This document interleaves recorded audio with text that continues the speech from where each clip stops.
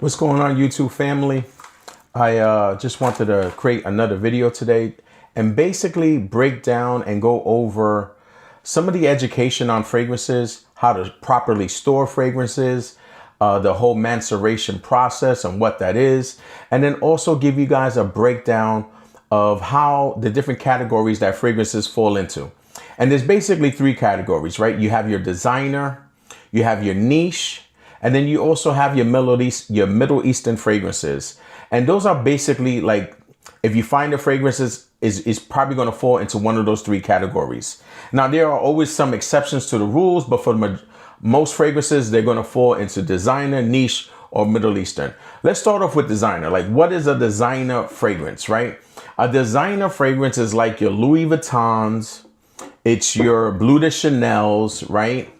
I also have a bottle here from a brand called Brioni, not well known, but this is another good fragrance brand, and it's a designer brand. Designer brands are basically brands that they do clothing, they do bags, but then also they have a branch or a segment within that designer brand that does fragrances. So Donna Karan or Ralph Lauren, right? We know they do clothes.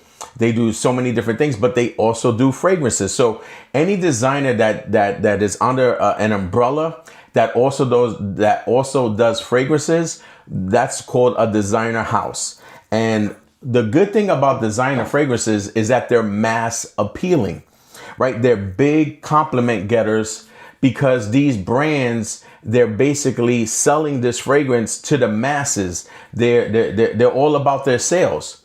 So with that, though, the bad thing about designer fragrances is that the quality of the fragrances, they tend to suffer because these brands, the budget that they have to make a fragrance is not always all put into the juice, right? The juice of that fragrance. They have to pay celebrities, they have to market, and all of that budget, all of that money doesn't always go into the fragrances. It goes into, basically selling that one fragrance. So that's a designer brand. Those are designer fragrances.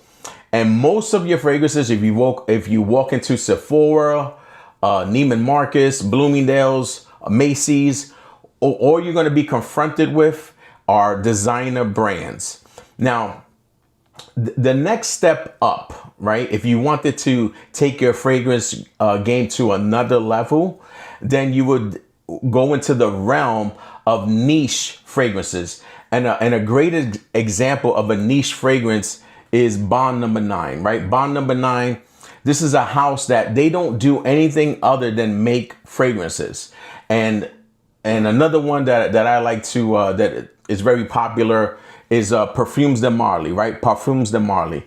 This is Sedley. This right here, the Bond Number 9 is called Lafayette Street. I love this. This is one of my first niche purchases that I made. Another niche brand that I think is underrated is Mancera. This is another good niche brand. And what makes niche fragrances so special is that these houses, all they do is make fragrances. So you're going to have higher quality oils. They're going to be longer lasting. Sometimes they project more. And because they're not trying to appeal to the masses, these fragrances are a little bit more unique. You're going to stand out a little bit more because not everybody around you is going to be wearing these niche fragrance houses because they're not sold everywhere, right? You have to go into like a Neiman Marcus or one of your higher end stores that actually sells these niche fragrances. And the only downside to a niche fragrance is the price point, because these niche fragrances, they are very expensive. So this brand that I bought at Bloomingdale's at the time, it cost me close to $400. Parfums de Marly, you're spending close to $300 if you walk into one of these retail stores. And this is before I understood that most of these niche fragrances you could actually find online. And I didn't know that because I wasn't educated. That's why I'm creating these videos so that you know. If you go to jamashop.com, shoparomatics.com, zeniafragrances.com, There's a bunch of them that are online that sell niche fragrances, and you could get them at a way cheaper price point. So what I would recommend for you to do is to go into your Neiman Marcus's, go into your Bloomingdale's, and basically smell all of these niche fragrances, but don't purchase anything. Go home, do your research, look online, and then get them for cheaper when you get them online. So the downside to niche fragrances is that they're very expensive. Now, that moves me to the next category, and that is Middle Eastern, right? Those are your Hawas, right? Your Latafas, your French Avenues, right? These are all Middle Eastern brands.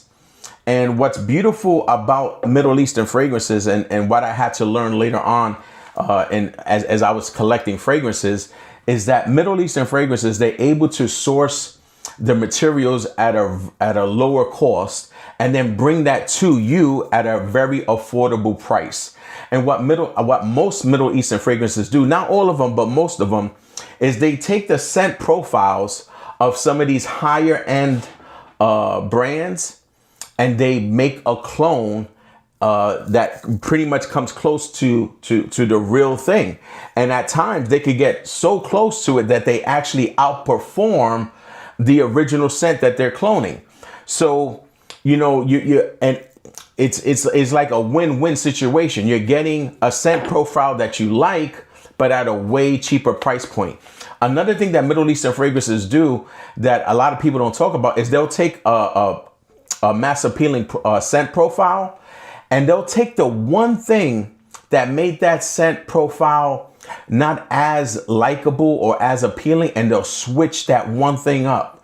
Or they'll take what makes that scent profile, agreeable to the masses, and they'll highlight it and make that even stronger. So a lot of times they are actually improving on some of these designer and niche fragrances. And that's why I love Middle Eastern fragrances, because for the most part, you're getting a better product for a more affordable price point. And I know us in the States, we always think that if something costs more, then it has to be higher value. Or if something is cheaper, then that means that, it's not worth it, right? Or there must be something wrong with it. But that's not the case when it comes to fragrances. There's so many different stories that you hear of perfumers even making a scent profile and selling it to a niche brand, and then also taking that same scent profile and selling it to a Middle Eastern company, and they're creating the exact same scent. It's just this one is being marketed by a celebrity, there's commercials for it, and this one is just given to the public, and no one really knows about it, but the scent profiles are the same. You just have to do your research. So those are the three tiers we have. We have designer, we have niche, and then we have Middle Eastern. And what I will be presenting to most of the times on this channel would be affordable Middle Eastern fragrances that get close or that capture the scent of some of these niche and designer brands. Another thing that I feel it's important to talk about, especially when it comes to Middle Eastern fragrances, is the maceration process. And what that is these Middle Eastern fragrances, a lot of times they need time to mature. They need time to macerate. And what normally what I do is I take a bottle that I just purchased, and I'll air it out, and I'll do a couple of sprays, and then I'll just let it sit. And sometimes if you put it in the refrigerator, I know that sounds crazy, but if you put it in the refrigerator, that'll speed up the process, because these fragrances, they need to be stored in a dark and cold environment. That's why my fragrances are in this little closet space, because this is the coldest area in my house. And for the most part, and when I'm not using it, the lights are off and it's dark in here. So these fragrances are stored in a cold, dark room, and that is how your fragrances should be stored, because sunlight is not their friend, heat is not their friend, and if you want your fragrances to mature, to get deeper, and have a stronger scent profile, how you store your fragrances is very important. So if I recommend a product to you, and you go home and you spray it, and you're like, man, that doesn't smell nothing like what Joe was describing. Give it some time, spray it, let it sit, keep it stored in a cold, place for a couple of weeks, and then try it again. And you'll see how that fragrance had time to macerate and shift and give you and turn it into exactly what it was meant to be. So Middle Eastern fragrances do need time to do that. So whenever you get really any bottle, make sure you store it and keep it in a cold and dark place. So that's basically what I wanted to share with you: how to store your fragrances, the process of maceration, which a lot of fragrances need, and then the different types of fragrances that are out there: designer, niche, Middle Eastern, and also the different price points that you could get. So I hope this video is educational to you, and I plan to give you more. All right, guys, God bless. See you.